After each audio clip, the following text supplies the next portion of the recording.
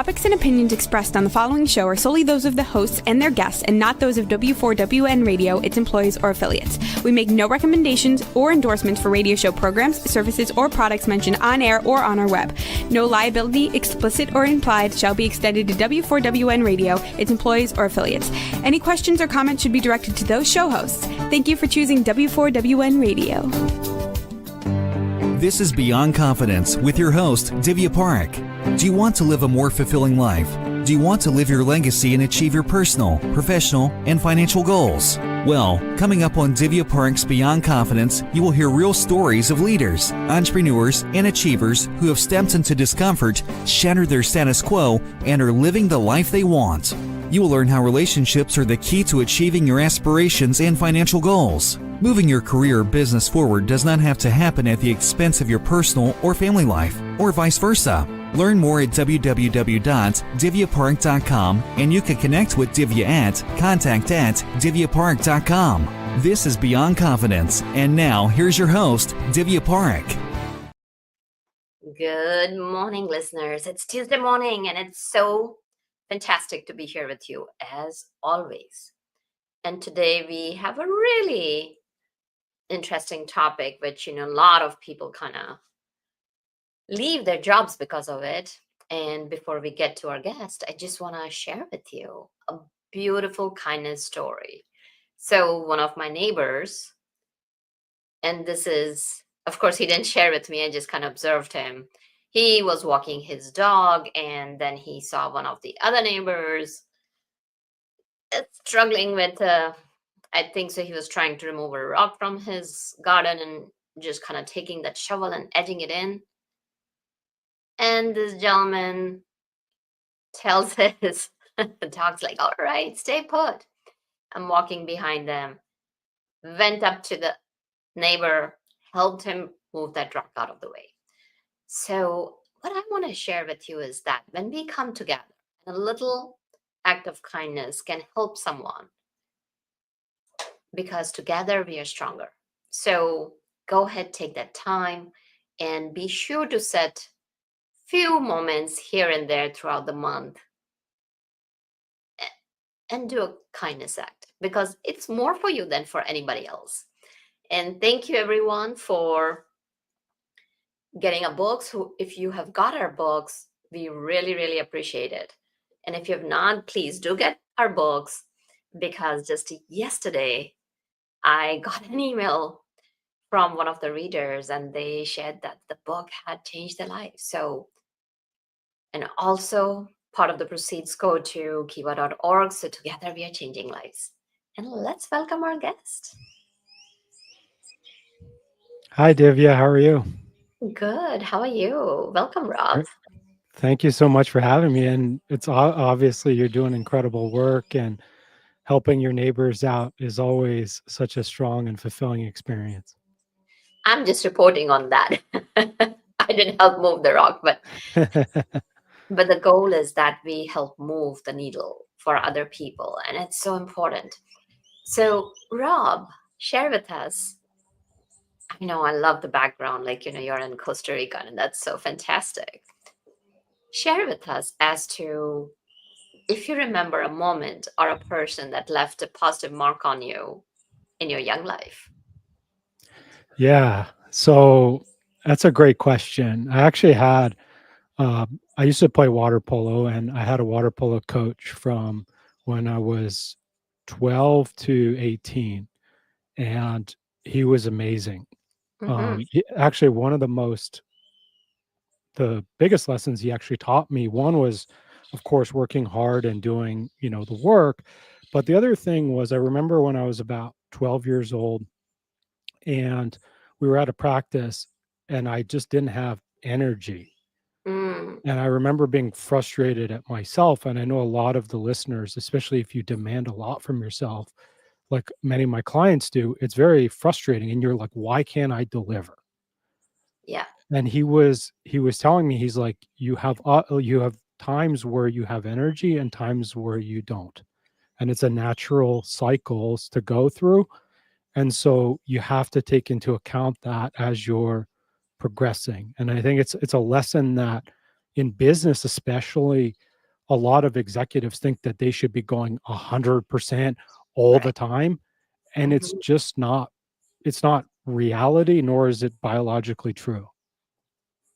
Yeah, the brain works at its own pace, and the more you push it, the more it's going to disobey you. So, definitely.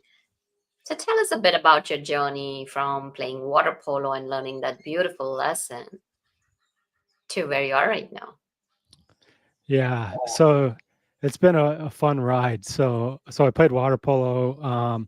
I went to MIT and got a mechanical engineering degree, and I started working in mining, so in coal mining out in Mm, British Columbia, beautiful. and that's when I encountered my first toxic boss, Mm, and it started really chipping away at the confidence. ah, Like at MIT, they're telling you, "Hey, you're a world leader. Like you're going to be a leader. You're going to change the world. You're going to do these things." And you come out and you're like, "Let's go." And it wasn't like I wasn't performing at work. Like I spent the first year there. I saved them tens of millions. I was like, "Okay, here we go." And it started off as these passive aggressive comments. It mm, to, just like basically complete denial of me. And that started leading into depression. I'm sorry you had to go through that. Thank you. And actually, it's something that like we'll talk more about it. Um, but toxic managers increase the risk of depression by 300% in their workplace. Yeah. And there's a study out of Stanford that talks about how the ways company manage their people is worth 120,000 deaths per year in the United States alone, which makes it the fifth leading cause of death. Ah, So that, yeah, mm, it's out of control. And like I'm sure you've heard the statistics, like 70% of people would quit their job based on a yeah. bad manager. 50% actually have. And then using the research that I use, 65.1% of people have a destructive leader, is what the research calls it, today. Hmm. Yeah, I mean, these are sad statistics, and it is really sad. So, as you mentioned, your personal, like, you got impacted personally. How did you come out of it? Yeah. It took a lot, right? And so it kept chipping away. And I really got into my own mind. And Mm-hmm. ultimately, it led to a suicide attempt in 2013. Oh, I'm so sorry. I'm actually grateful that for that experience today because it's put me on the path that I am now. Right. And the thing, Divya, I don't want to hold us in that space. Mm-hmm. But the part that's really, I think, the saddest part is the next morning I got dressed and I went to work. And I knew consciously that my boss and my life was killing me, but I didn't have the power to choose to do anything else because my mind was so trapped. Mm-hmm. And it took me a while to sort of overcome that and then to choose, hey, I need to make a change. Yeah. And it was in late 2019 where I started working very intensely and deeply on myself, obviously with help of coaches and therapists and all these things, right? Mm-hmm. And that was the unlock. And exactly what you talk about at the beginning of your show happened. In 5 years, I went from depressed and suicidal as an engineer to an executive coach, an author, a TEDx speaker. Right now, my TEDx talk has like roughly 40,000 views. My book's going to be coming out later this year. And I live in the beautiful sunny Costa Rica instead of northern Canada. Um, and the biggest change is what's going on in my psychology. Mm-hmm. Mm-hmm. No, congratulations. And I appreciate you sharing that. We don't want to be in that space. And at the same token, it's important to acknowledge it because in our society, the expectation is You got to be strong. You got to be that strong of a leader.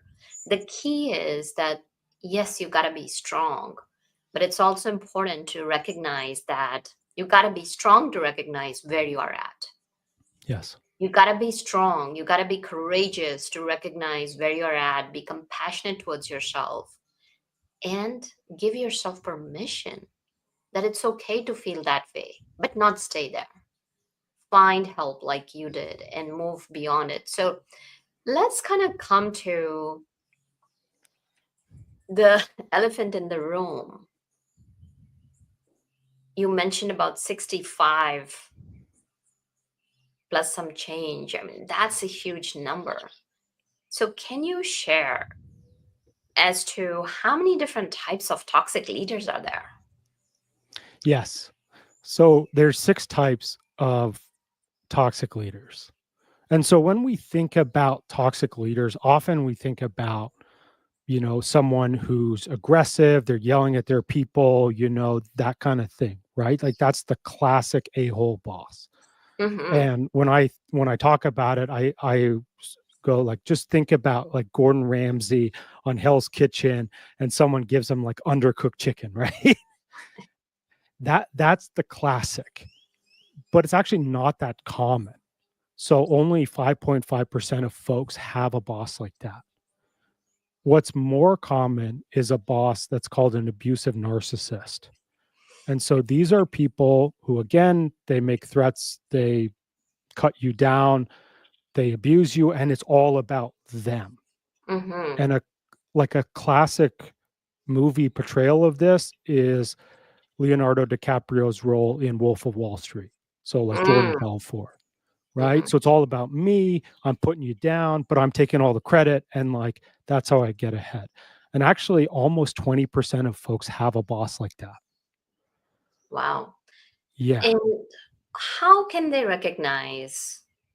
Because so many times what happens is that it's a different matter if you have a coach. So, for example, when people come to me, then I will help them differentiate where they're at fault, where they're not what their boss is saying, and taking. And sometimes the feedback is true. So we cannot just kind of say that, every boss is bad because they're destructive bosses out there. So tell us a little bit about how can people recognize? Yes. So if you get feedback, right? If Mhm. the person's yelling at you and swearing at you and calling you all these names, it's probably inappropriate, And that's right? very obvious, like you said. Like So the difference between, regardless if you yeah, didn't do a great job, it's right, still inappropriate, right? of course. The other side of it, right, is exactly what you're mentioning, right? Is feedback is appropriate for the office, right? And as a manager, as a leader, you have to give your folks feedback. When I talk about people giving feedback, it has to be structured. It has to be about the process, not the person. And it has to be sort of future centric. So, hey, next time I would like you to do this. Or what was the decision that you made that led you to doing it this way? Next time, let's tweak that and do it this way. Right. Mhm. So it's a little bit different in a sense. But if someone's just giving you feedback like, Rob, you're a bad guy, or like that work sucked, like that's not very helpful. Absolutely. Those are great points. And you did mention that 6 different types of leaders. So if you're good with it, kind of share with us in brief. What do they look like and how can professionals or like leaders? I mean, it doesn't matter, I've worked with C-suite exec teams, and then they say like their CEO is a narcissist or toxic, and it doesn't matter nowadays in the genders. It's no longer that women are nurturing all the time. It's just leaders. It's a gender irrelevant. So give us a That's right. little insight in that, like because so many times what happens is that leaders or professionals think that something is wrong with them because we, like you said, we tend to be hard on ourselves. That's the biggest part, actually. Right. So, Mhm. and the studies show actually that narcissism helps you climb the ladder in many organizations still. And I mean, if we look at politics, we can see this across the board, right? Mm-hmm. However, when we're talking about ourselves, first off, folks who are narcissists or arrogant, violent bosses are never watching this show, right? So if you're watching this show, you're not one of them. Very true. Right. And so now it's about looking at how are we as a leader and what's going on upstairs in our psychology. And that's where the book, and I talk about this a lot, but we need to start listening to those parts of us that are talking in our minds. And it's Mm-hmm. like in a movie where the devil or the angel's on your shoulder, or folks have watched Inside Out. It's like those little characters that are standing at the control panel in that little girl's mind. It's like that, right? And as we start listening to these parts of us that are saying, hey, Rob, you got to work harder, or hey, you got to do more, or hey, you got to, people please, like whatever those parts are saying to you, you got to listen. And then you need to choose as the leader of yourself, what's the best path for you. Mm-hmm. That definitely makes sense because the saboteurs, there are so many different saboteurs, like, the judgment, where you are judging yourself, you're judging others, you're judging the circumstances. But becoming aware, it's almost like, having your hand on the stove top. It's important to know, like, it's what it's telling you. It providing you a signal that, hey, all right, your hand is on stove top, but if you linger around there, then that's what causes all the issues. So now let's say somebody's like that saboteur is telling you something, what you're doing, what you're not. So somebody's in that relationship with a toxic boss. Before they get to the place where, like, they could self-harm themselves, how could they recognize that toxicity and what could they do about it? Yes. This is where exactly what you're talking about, Divya, is important, Mm-hmm. is being in tune with how you feel. So before you can start listening, you have to feel first. And Mm-hmm. so if you notice that you're emotionally disconnected, which I was, Mm-hmm. right? Because a lot of us are trained in childhood that, like, suck it up, push it down, work harder, be Yeah. better, right? And so now we're adults and we're not trained to feel. But it's if we just start, and there's many apps to do this for free, right? Is just like if we just train ourselves to maybe rate how we're feeling every day, once a day, right? And we start getting in tune and we start noticing, hey, when I go to work, I feel terrible. Mm. When my boss says these things to me, I feel terrible. When I see him or her, I feel terrible. Mm-hmm. That's when we can start going, okay, this is the common pattern. And then it's about choosing for yourself, right? And I can't, like, people often ask me, hey, Rob, what should I do if I have a bad boss? Well, right, often there's a lot of the nuances, which is what's your financial situation? What's your family situation? Like, what are these things going on in your own life that either allow you to quit, allow you to internally transfer at your company, allow you to stay at your job, like whatever that is. I mean, even there are a couple boss types at least that you can manage them. Of course, an abusive narcissist is not on that list, Of course right? not. Yeah. But there are a couple boss types, the messy bosses and the ghost managers, where you can manage them because Mm-hmm. they're not out to get you. They're just not super great leaders. And that definitely makes sense because so many times what happens is that individual contributors are doing great work and then they're promoted. And the companies are so fast paced, especially with changing technology. I mean, especially with AI, every day things are changing, and it's, as it is, hard to keep up with. And then add to it the financial roller coasters, and with companies posting, especially if they're public, their quarterly results. So their goal is like, go, go, go. How can we make profit? And I'm not saying this is for all companies. Some companies may be training their people to be good leaders, but what I've seen is that even after training, that full realization and in-depth doesn't happen, because you're just kind of consistently moving. I mean, of course, there are a lot of companies who do that. So if you have those type of bosses who are not out to get you, and thank you for sharing that key difference. What may be some of the ways that employees and professionals can manage it, their boss? Absolutely.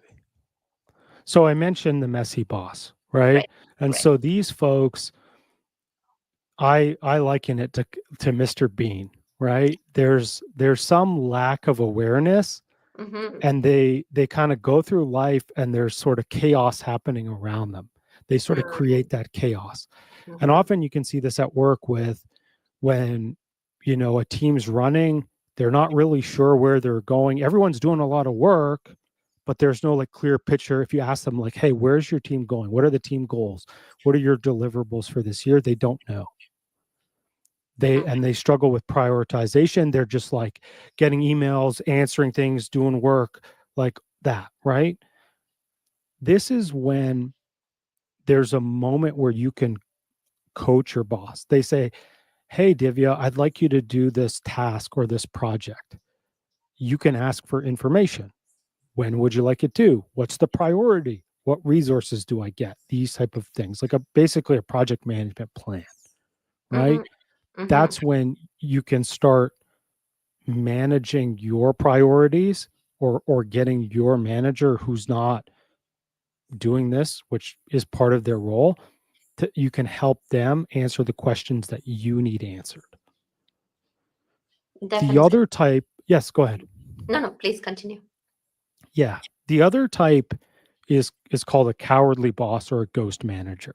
And for folks who watch Seinfeld, you can think about like when George sleeps under his desk, right?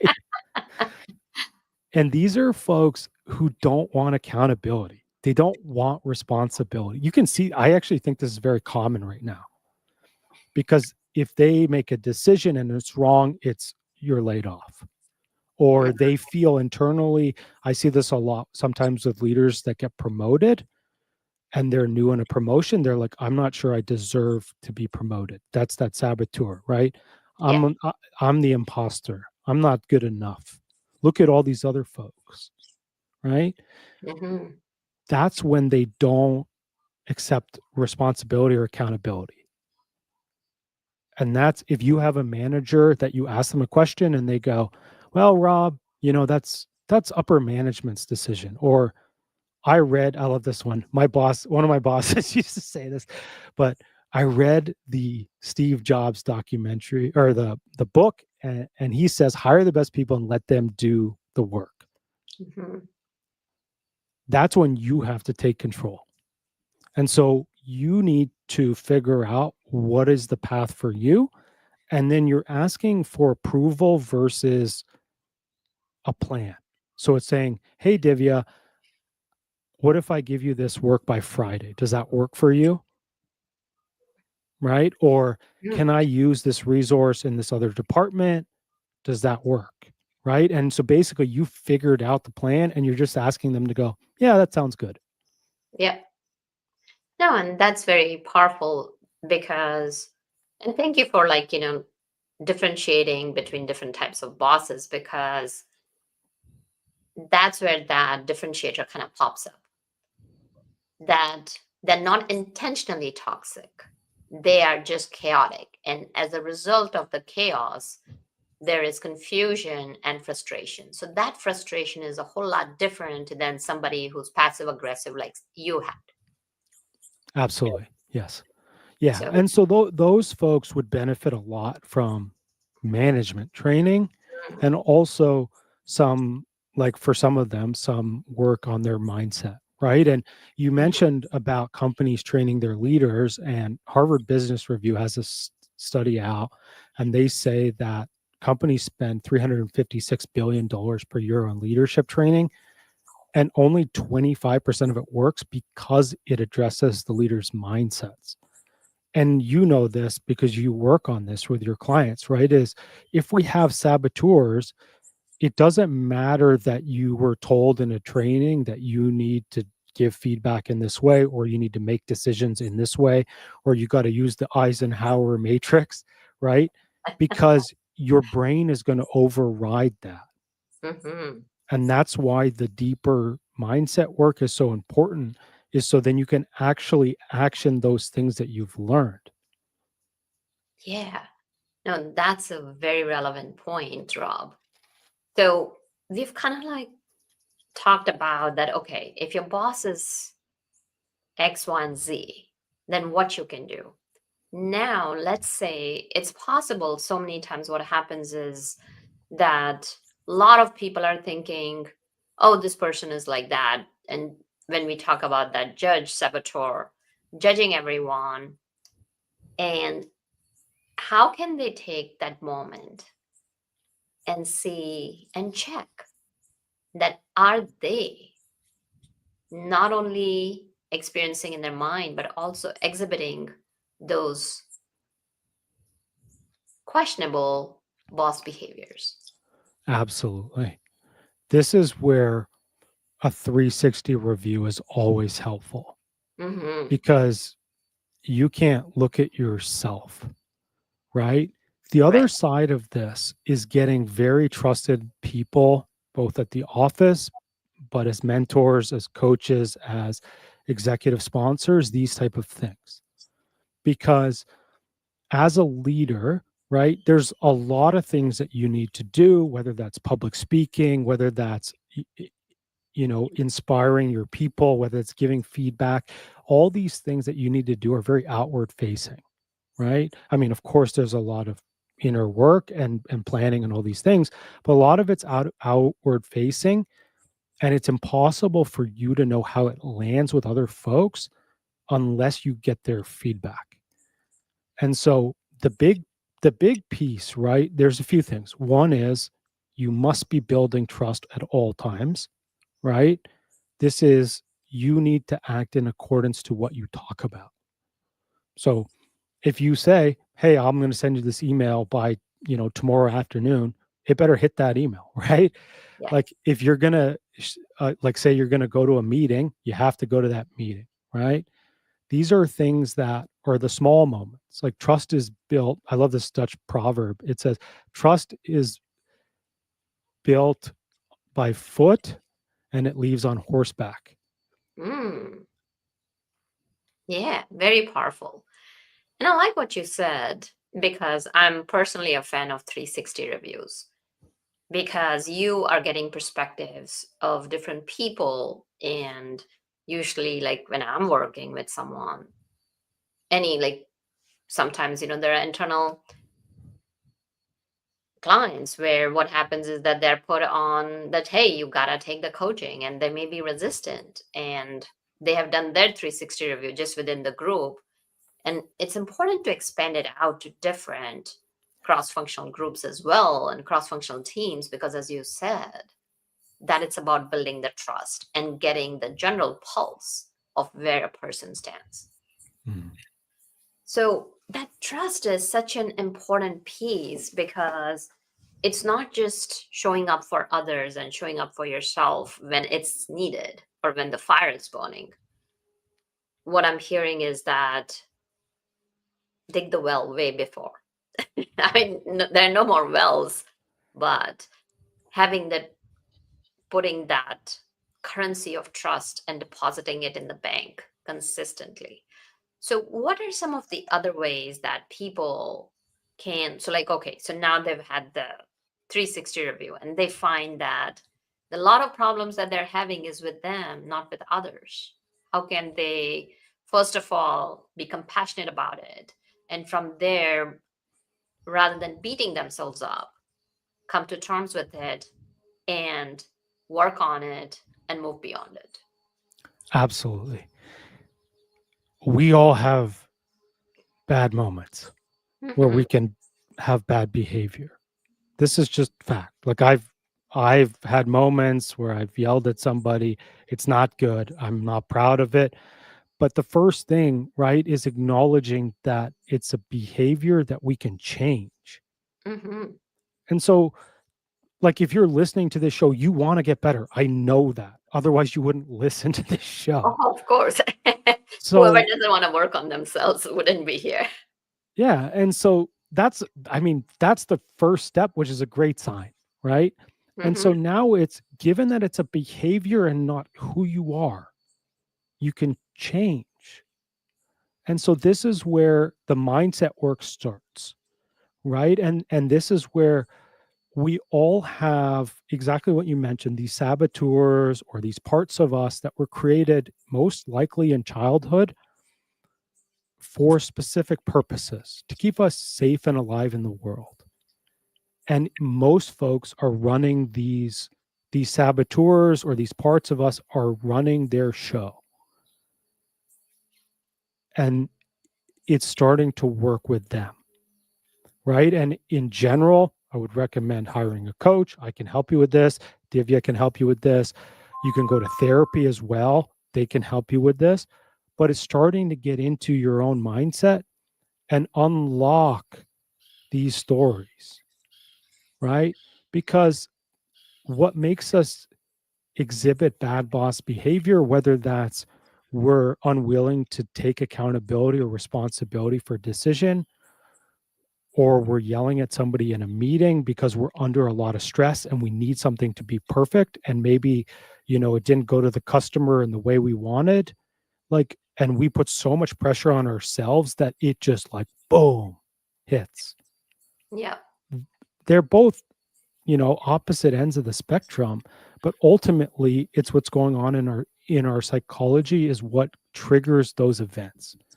And if we can work with our own parts, that's when we can experience freedom and fulfillment and joy and have these incredible experiences where we set our own selves free from the bad bosses in our own mind.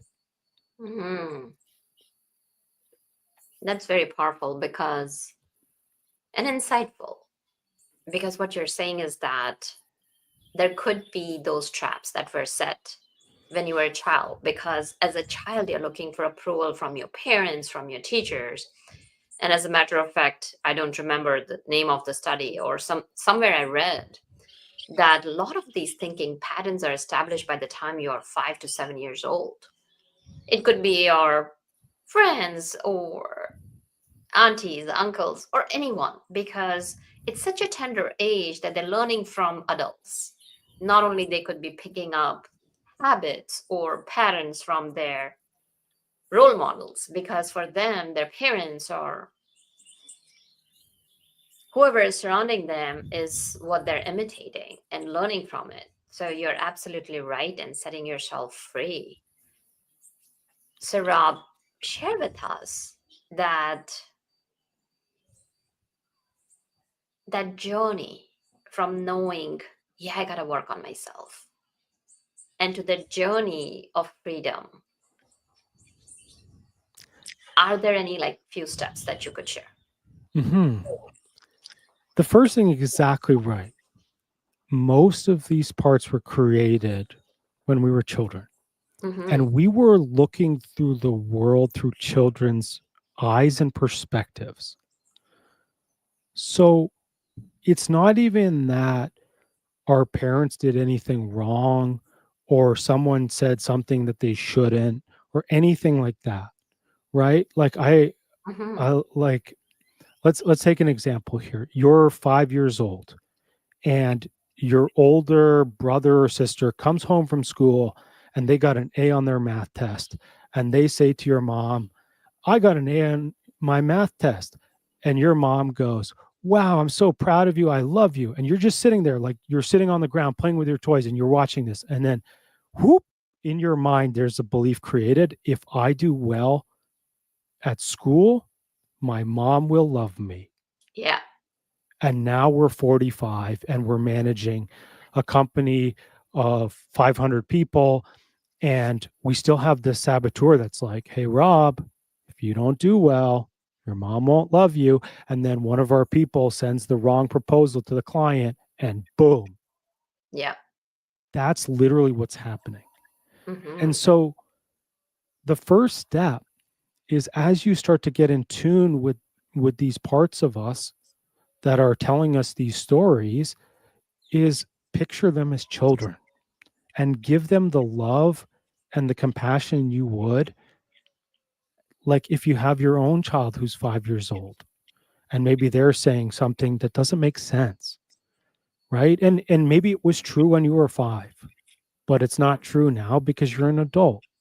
Things are Mm-hmm. different. You can choose things. You know, you have perspective, you have knowledge, you have experience, you have all these things. And so that's really the first step, is giving those parts of ourselves, whether they say, that you're not good enough, you need to work harder, you need to, make people feel good, like whatever those things are, Mm-hmm. just lean into that with curiosity, love, and compassion, and then build the trust with them. And it Mm-hmm. takes time, and it takes, like with my clients, I give them like a somewhat of a meditation track, um, because I use internal family systems, and it's 6 minutes a day. Mm-hmm. And so they do a little internal breathing, and they just check in with these parts, and they're just like, hey, how's it going? How are you doing? We're doing good. Don't worry about it. I got it. And then that is what makes significant changes Mm-hmm. in pretty short amount of time. Absolutely. So thank you, Rob, for going into details and sharing your wisdom nuggets. I'm sure a lot of our listeners may be thinking, I need to connect with Rob. So share with us, how can they connect with you? Tell us about your book and anything else you'd like to share. Absolutely. So, I mean, you can see it at the bottom of the screen, robkalwarowsky.com. If you're listening to this on radio, Rob, and then Kalwarowsky is KALWAROWSKY.com. So you can find all my stuff there. If you go on that website, you'll be able to subscribe and you get the first 2 chapters of my book for free. So it's just on the book. Of course, I do public speaking, I do executive coaching, I do group leadership development programs. So you can find all that stuff there. You can connect with me also on LinkedIn, robkalwarowsky.com, or Rob Kalwarowsky on there as well. But those are the basic places. And yeah, if you hear this show and you're interested in how you start getting in tune, and maybe you want that 6-minute track, just send me an email, rob@robkalwarowsky.com, and I will give you the track so you can start working on it for free. Oh, fantastic. And I'm sure people can get a lot of nuggets, especially since you're offering the first 2 chapters. They can get a feel for it and they can look forward to your book. And when will your book be coming out? It'll be coming out in September. So it's complete right now. And so we're working on the launch and getting everything set. But yeah, feel free to go to robkalwarowsky.com. You get the first 2 chapters free. And if you want to do a bulk order for your team or for your folks at work, let me know, because we can make that happen. Well, fantastic. Thank you for joining us. And I'm sure that your book is going to help a lot of people. And I'm myself going to be on the lookout for it, because I believe that, we can be learning every single day. So thank you, Rob, for joining us. Thank you so much, Divya. Thank you, listeners. Thank you, dear audience, for being part of our show, because without you, the show would not be possible. And I love that you reach out to us. I love that, you share your kindness stories and tell us exactly what you want. So I want to thank each and every one of you who reaches out to me. Cannot thank you enough. And I want to thank Juan for making this show technically possible. Be well and take care, everyone. Thank you for being part of Beyond Confidence with your host, Divya Parekh. We hope you have learned more about how to start living the life you want. Each week on Beyond Confidence, you hear stories of real people who have experienced growth by overcoming their fears and building meaningful relationships. During Beyond Confidence, Divya Parekh shares what happened to her when she stepped out of her comfort zone to work directly with people across the globe. She not only coaches people how to form heart connections, but also transform relationships to mutually beneficial partnerships as they strive to live the life they want. If you are ready to live the life you want and leverage your strengths, learn more at www.divyaparekh.com. And you can connect with Divya at contact@divyaparekh.com. We look forward to you joining us next week.